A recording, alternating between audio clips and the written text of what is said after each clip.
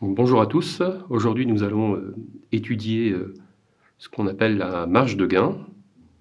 Donc, nous allons d'abord considérer un système en boucle fermée, donc, défini par cette boucle avec un retour unitaire, et la fonction de cosensibilité associée, donc ce qu'on appelle la fonction de transfert en boucle fermée, Kg sur 1 plus Kg. J'ai représenté également dans le plan de Nyquist la fonction de transfert en boucle ouverte G de J d'oméga. Et on va supposer par la suite que pour un gain K égale à 1, le système en boucle fermée est stable, donc soit par l'utilisation du critère de Nyquist, soit par l'utilisation par exemple d'un critère un peu plus faible, comme le critère du revers. Et nous allons nous intéresser aujourd'hui à la notion de robustesse, finalement, de cette boucle fermée vis-à-vis d'un gain petit k. En gros, l'idée, c'est d'essayer d'étudier et de comprendre si la boucle fermée est éloignée du point moins 1. Il y a plusieurs manières de définir l'éloignement du point moins 1 à g de j d'oméga, et nous allons aujourd'hui regarder son éloignement vis-à-vis d'un paramètre petit k, un gain scalaire qui est réel. Donc, si je considère maintenant g de j d'oméga, et si maintenant je considère k de g de j d'oméga, pour essayer de savoir si comment se place cette courbe k de g de j d'oméga vis-à-vis du point moins 1. Si k est supérieur à 1, finalement, on a une homothétie, d'accord, de rapport k supérieur à 1, et ma courbe va effectivement devenir un peu plus grande. Ici, on a k de g de j d'oméga avec k supérieur à 1. Et si k est inférieur à 1, en fait, je vais avoir une homothétie, mais de rapport k inférieur à 1, et donc ma courbe va être plus petite. Je pourrais également la tracer ici.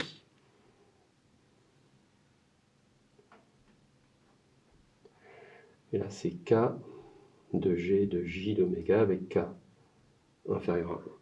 Et ce qui m'intéresse aujourd'hui, c'est de quantifier finalement la valeur de k pour lequel le système en boucle fermée reste stable. Donc on comprend bien, par l'utilisation du critère de Nyquist ou du critère du revers, que le système va devenir instable si la courbe ici verte, d'accord, intersecte le point moins 1. Et donc on va pouvoir déterminer la valeur de k pour lequel cette courbe intersecte le point moins 1. Donc, de manière analytique, finalement, on cherche k étoile, la valeur du gain, et la pulsation,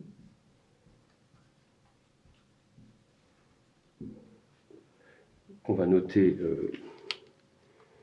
oméga étoile aussi, tel que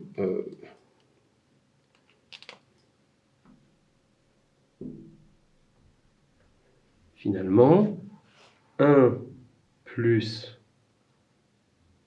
k étoile g de j oméga étoile soit égal à 0. Voici ce qu'on essaye de résoudre comme problème. Et donc, évidemment, dans ces cas-là, ça signifie quoi? Ça signifie que il existe des pôles P égale à J oméga étoile, donc des pôles pour le système en boucle fermée.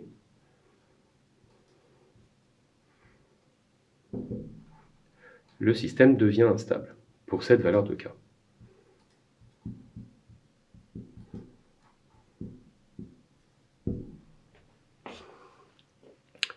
Le système en boucle fermée. D'accord. Donc, finalement, une fois qu'on a fait ce calcul-là, on va pouvoir donc définir On va donner une petite définition de la marge de gain. Alors en général, la marge de gain, elle est définie en décibels et elle est définie par la marge de gain égale à 20 log de cette valeur de K étoile, qui est supposée positive de toute façon. Alors, pour le calcul, alors comment on va calculer cette marge? C'est pas très compliqué, il suffit de résoudre l'équation 1 plus K étoile G de J de oméga étoile.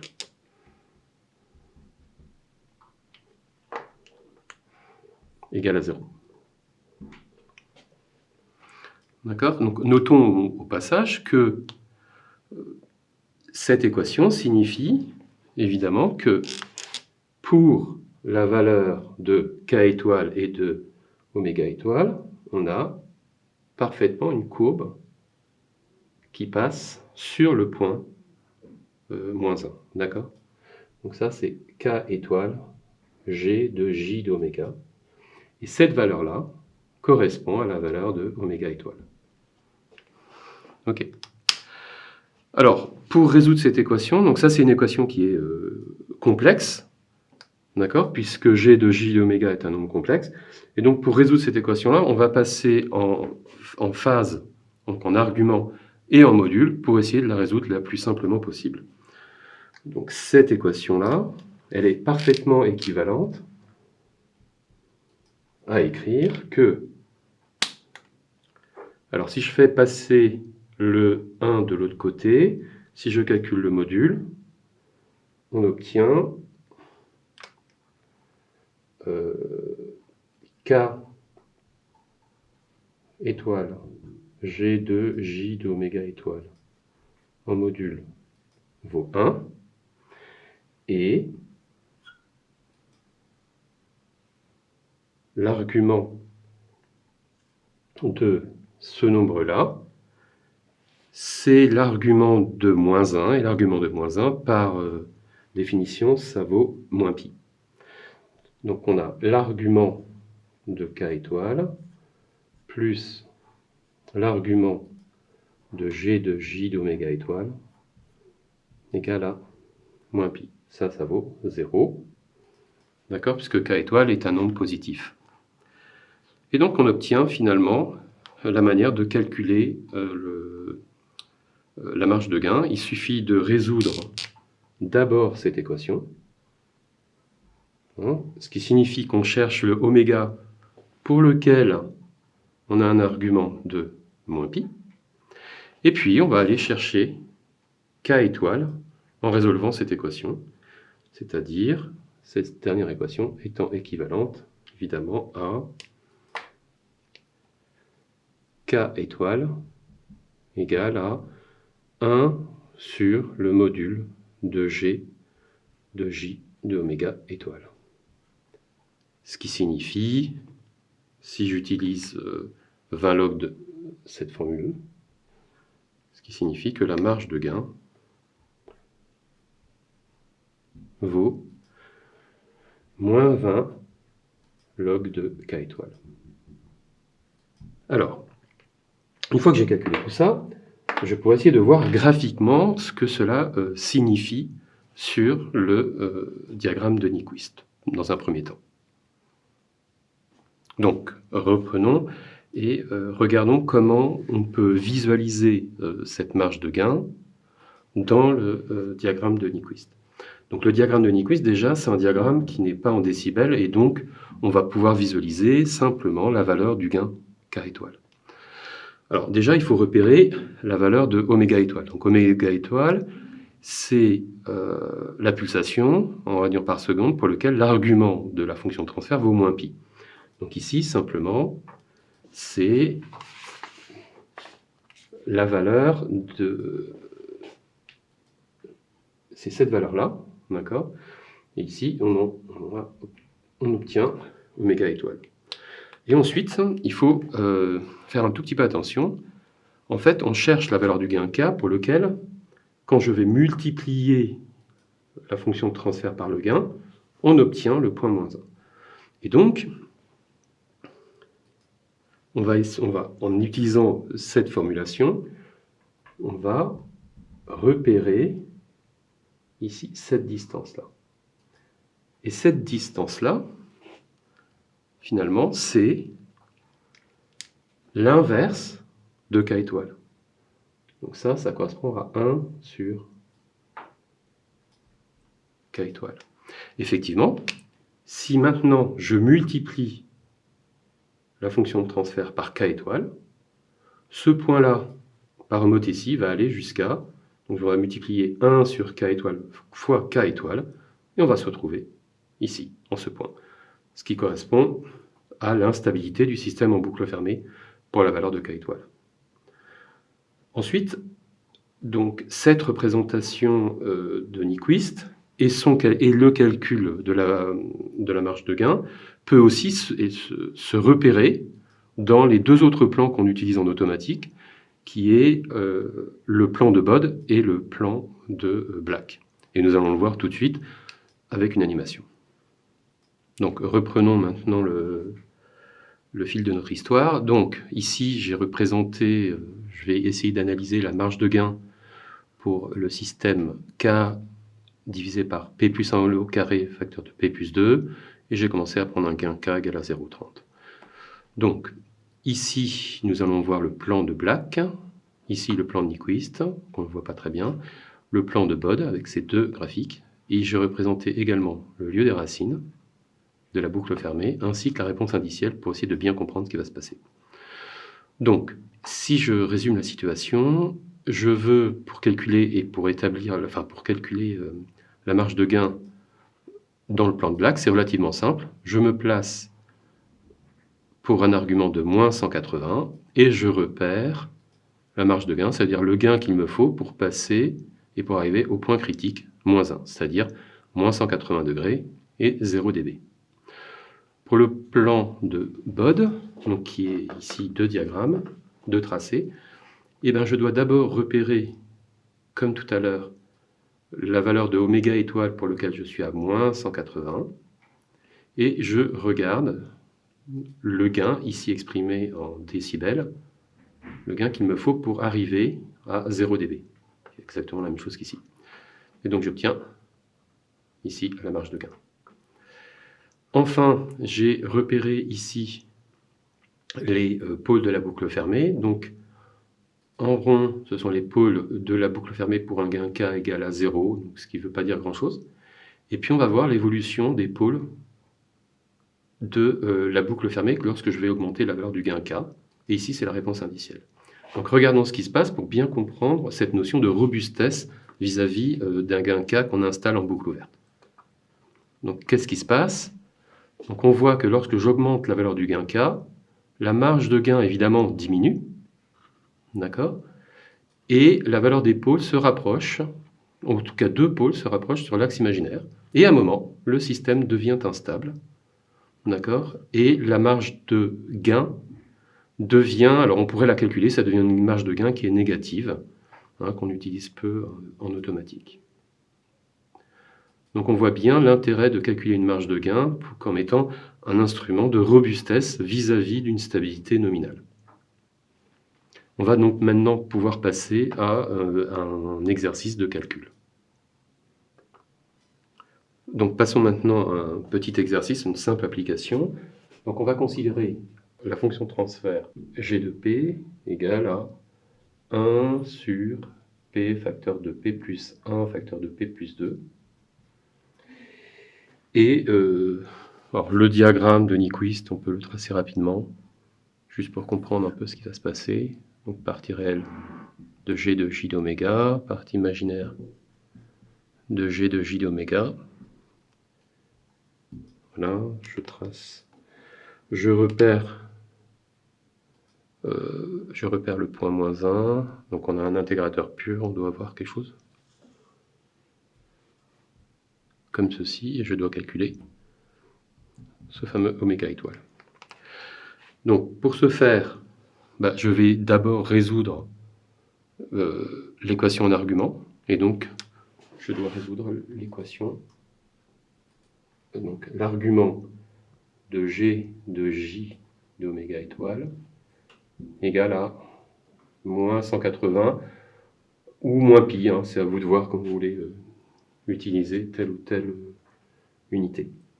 Donc ça, c'est équivalent à l'argument de 1 sur J oméga, facteur de J oméga plus 1, facteur de J oméga plus 2, égale à moins 180.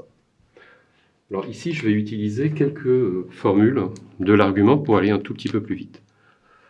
Et donc, si je considère C1 A plus IB et C2 A1 J plus JB2, donc deux nombres complexes, d'accord, je vais utiliser les formules suivantes. L'argument de C1 fois C2, c'est l'argument de C1 plus l'argument de C2. Je vais pouvoir utiliser aussi que l'argument de C1 sur C2, c'est l'argument de C1 moins l'argument de C2. Et enfin, une dernière formule qu'on utilise souvent, c'est l'argument de J que multiplie A avec A positif, réel, c'est pi sur 2. On va dire plutôt 90 degrés, hein, puisque j'utilise cette... À partir de là, en utilisant ces formulations, finalement, je vais pouvoir dire que ça, c'est l'argument d'un produit, et donc, sachant que je vais pouvoir dire que ça, c'est l'argument de 1 sur J oméga plus l'argument de 1 sur J oméga plus 1 facteur de J oméga plus 2 égale à moins 180.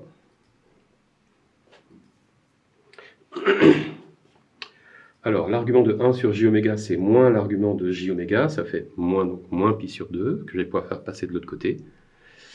Et donc ici, tout ça, c'est donc l'argument de J oméga plus 1, facteur de J oméga plus 2. Et tout ça, ça vaut 90 degrés. Hein, ça va faire plus 90 degrés. L'argument de 1 sur ce nombre complexe, ça me donne un moins, et donc j'obtiens cette formulation. À partir de là, je développe. On essaie de développer le plus tard possible, hein, pour essayer de profiter de ces formulations. Je développe, et donc on trouve l'argument de ce nombre complexe, ça fait l'argument de 2 moins oméga 2, plus 3j oméga égale à 90 degrés. Donc l'argument d'un nombre complexe qui vaut 90 degrés, c'est donc un nombre imaginaire pur, et donc on obtient finalement, ça c'est donc équivalent à 2 moins oméga étoile, l'oméga que je cherche, égale à 0, et on trouve bien deux pulsations, hein, qui sont plus ou moins racine de 2. Et après je calcule le module de G de J d'oméga, ce qui va me donner la valeur du gain K, étoile. Et ça, on trouve un sixième. Et donc ça veut dire que K étoile vaut 6, et la marge de gain vaut 20 log de 6. Donc voilà, le calcul est relativement simple à faire si on connaît bien les propriétés de l'argument. Je vous remercie pour cette vidéo et à bientôt.